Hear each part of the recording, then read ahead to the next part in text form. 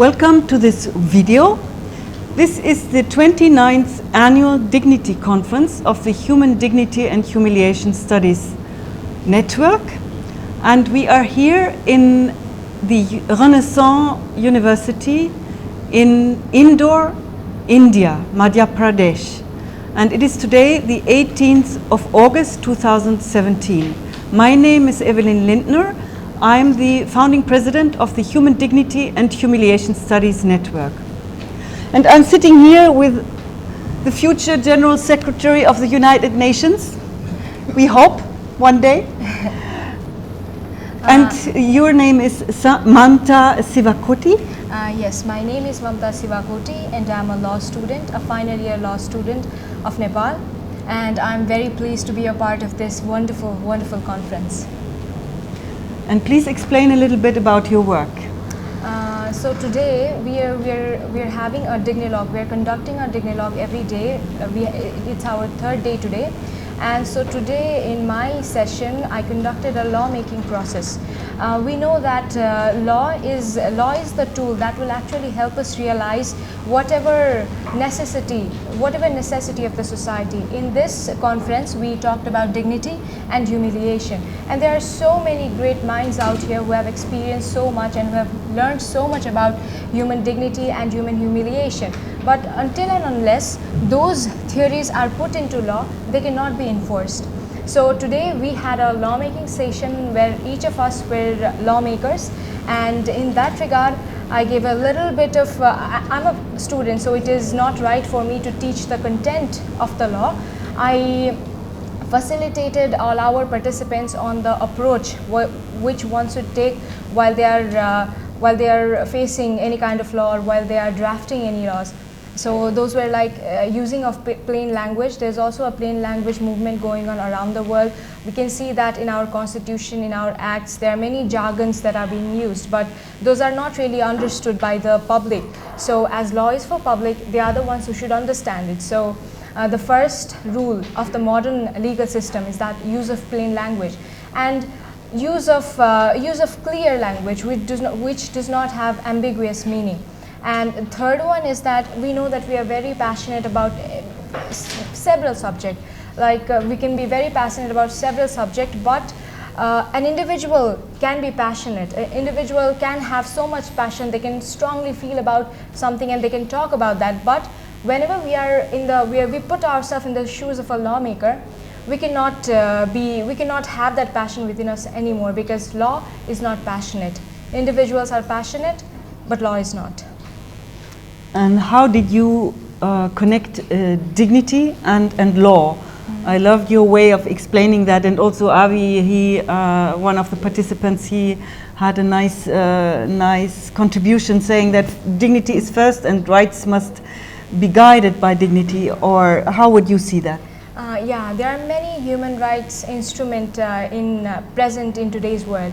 There is, Universal Declaration of Human Rights, the Twin Covenants, and we call it like 9 core conventions, Human Rights Convention. All of these state right to dignity as a part of human rights.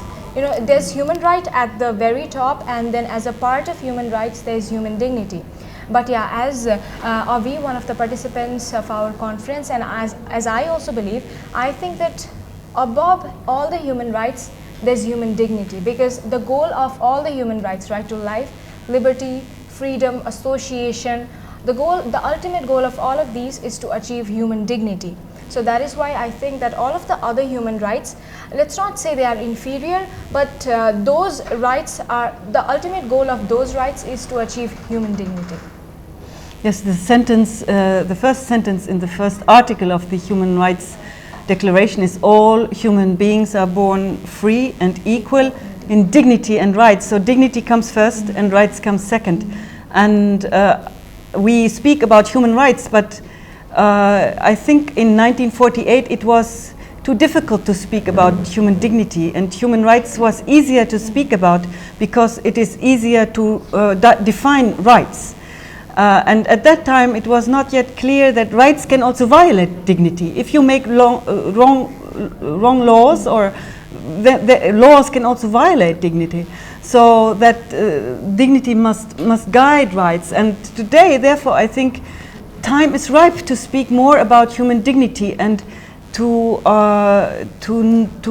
acknowledge that dignity must guide rights. Yeah, that is completely true, because as we also discussed in our session, a passionate right, a law that can be interpreted in a negative manner can lead to disastrous result. For example, the Second World War, Nazism, fascism, they are all results of these kinds of law. That is why even only when rights are incorporated or they are made in a way that will uphold human dignity, only then those rights can be interpreted in a correct way. That is why dignity is always above other kinds of right. It is the ultimate goal that one should strive for whenever they are working as a lawmaker or they're working as a member of a society. And perhaps we can end this video by pointing at what you did in the very beginning, the question you asked us on the very beginning. Yeah, so the very first question that I asked everybody was, if you had a magic wand, what would you do? I want all of you, all the world, to think about this answer, because this answer might actually be the reflective of what dignity means to you. If you have a magic wand, what would you do? Wonderful. And if the camera would be able to go around, you would see we have a lot of written results from your session from all participants. So thank you very much. Is there anything more you would like to share with the world and your message to the world? There is nothing much. I have already shared my view on laws and dignity and human rights. So I think that as a whole, my final message would be strive towards the universal notion of dignity, not towards the relative notion about how your culture or how your religion defines dignity or anything, but I think we should, as a human being, just as a human being, by keeping all your identity aside, we should think about what dignity is to you and how you should behave in order to preserve the dignity of other people. Thank you so much.